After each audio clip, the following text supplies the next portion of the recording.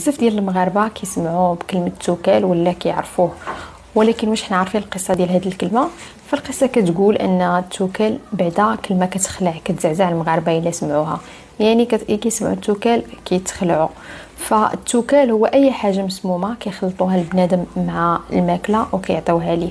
وكاين بزاف ديال الحوايج اللي كيداروا في التوكال، من بينهم يعني شي حاجه اللي مسمومه بزاف بحال السم ديال البيض ديال الحيوانات ولا الجلد ديالها، ولا حتى الثمار السامه بحال الحدج، ولا حتى المعادن. كاين المعادن بحال الرهج كيخلطوه مع الانسان مع الكسكس ولا الحيره كيف كيقولوا باش ما يبانش، وكيعطيوه ليه. وهذا الشيء كامل غير باش ينتقموا منه ولا يقتلوه. ومن الاعراض ديالو ان الانسان فاش كياكل هذا التوكال اللي كيسموه التوكال فكيبدا يضعف اوتوماتيكمون، كيبدا ينقص بزاف، كيبدا يطيح له الشعر وكيتنفخ. والطبيب ما كيلقى له حتى دواء.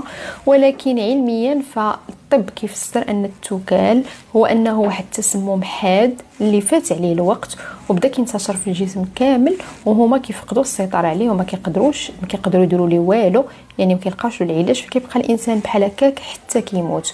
ولكن كاينين الناس المختصين يعني في الطب البديل، ولا الناس اللي كيقولوا انهم عندهم القدره انهم يحيدوا التوكال. فكيمشي عندهم الواحد وكيعبروه ليه، ما عرفتش كيفاش كيعبروه، ولكن كيعبروه كيعرفوا المقدار ديال التسمم اللي عنده شحال، وكيبداو يديروا ليه عمليات استفراغ بشي اعشاب اللي كتهم، شي اعشاب اللي كتصلح لهاد السموم باش كتخرجها. وإلا رجعنا شويه للطب اليوناني والعربي القديم فغادي نلقاوهم انهم كانوا كيهتموا بزاف بالاعشاب اللي كانت كداوي السموم اللي كيتعرض لها الانسان، حيث كانوا كيعرفوا ان بزاف ديال الناس كانوا كيتسموا بطريقه غير مباشره باش يقتلوهم ولا يستوليوا على الحكم وما الى ذلك. فمن الكتب اليونانيه والعربيه كانت كتهتم بزاف بالاعشاب اللي كتقدر تخلص الانسان من السموم. ومازال كنشوفوا شي واحد بدا كيضعف ولا كيطيح له شعره كنقول ليه مالك واش واكل التوكال؟ فانسان هكا كيدخلوا الشك، كيمشي انه يبدا يقلب، بعد المره ما كيكونش عنده التوكال.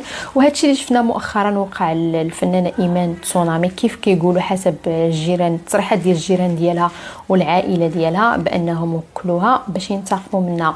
وفي الاخير كنقول الله ينجينا وينجيكم من ولاد الحرام.